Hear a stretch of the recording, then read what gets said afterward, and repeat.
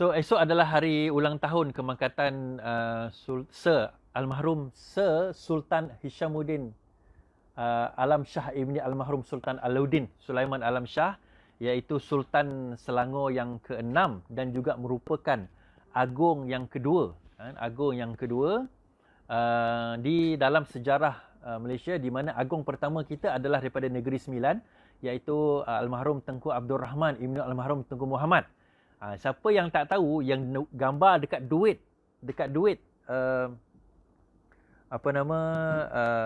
kita tu, itulah merupakan sultan ataupun agung yang pertama kita, agung yang pertama kita, Tunku Abdul Rahman. Ini bukan Tunku Abdul Rahman yang Perdana Menteri Malaysia, ini adalah agung pertama, iaitu daripada Negeri Sembilan.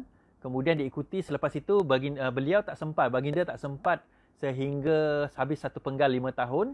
Sebaliknya meninggal dunia pada bulan April, 1 April 1960. Kemudian digantikan oleh almarhum Sir Sultan Hishamuddin Alam Shah Ibni Almarhum Sultan Alauddin Sulaiman Alam Shah, yang juga tak sempat 5 tahun, di mana baginda mengambil alih tugas pada 1 April 1960, tetapi meninggal dunia pada 1 September 1960 kerana sakit jantung. Dan esok 1 September adalah merupakan ulang tahun kemangkatan beliau. Dan sama-samalah kita sedekahkan Al-Fatihah kepada almarhum Sir Sultan Hishamuddin Alam Shah Ibni Almarhum Sultan Alauddin Sulaiman Alam Shah, di mana baginda juga merupakan agung yang kedua dan Sultan Selangor yang ke-6. Dan yang menarik fakta yang kita boleh nyatakan bahawa pada masa itu kita boleh katakan bahawa baginda lah antara yang memberi Kuala Lumpur, dulu Kuala Lumpur ni sebahagian daripada Selangor, untuk menjadi capital city of Melaya pada masa itu.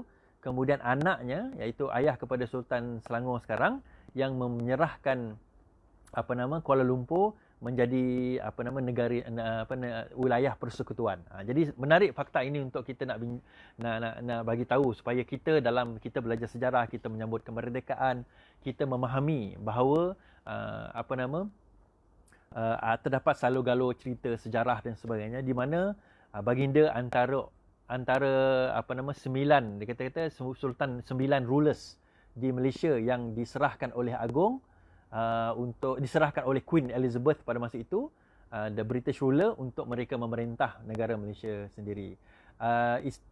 Tengku Permaisuri adalah Tengku Ampuan Jemaah binti Raja Ahmad, yang itu menjadi isteri ataupun Tengku Permaisuri baginda pada sewaktu menjadi agung yang kedua. So sama-samalah kita menyedekahkan Al-Fatihah kepada Sir almarhum Sir Sultan Hishamuddin Alam Shah Ibni Almarhum Sultan Alauddin Sulaiman Alam Shah.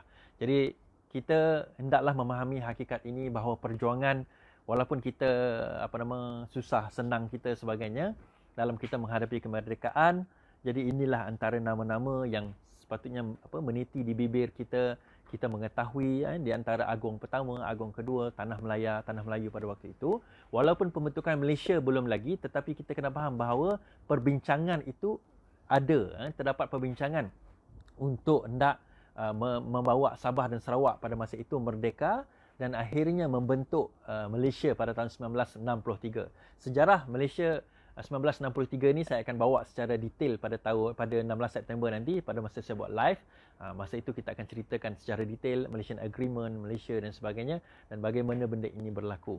Dan itu merupakan satu gambaran, satu cerita, satu peristiwa yang kita kena bawa dan kita kena hayati untuk kita memahami erti kemerdekaan. Jangan kita merdeka, tapi kita tidak tahu bahawa sebenarnya kemerdekaan itu bukan sekadar kita bebas daripada penjajahan British, kita bebas daripada penjajah fizikal. Tetapi juga kemerdekaan itu yang erti kata sebenar kita bebas daripada orang-orang yang menakut-nakutkan kita daripada segi politik, daripada segi pemikiran, yang memeras kita sehingga kita tidak boleh membuat pilihan. Demokrasi membenarkan kita membuat pilihan tanpa ada rasa takut. Apabila terdapat ugutan, apabila kita membuat pilihan atas dasar tanpa rasa sedar, tanpa rasa ilmu, maka sebenarnya kita masih dijajah. Kita memilih sesuatu parti atau sesuatu pemerintah itu kerana kita takut kita dibuang kerja, kerana kita takut kita tak dapat beasiswa, kerana kita takut nanti rumah kita tak dapat grant dan sebagainya.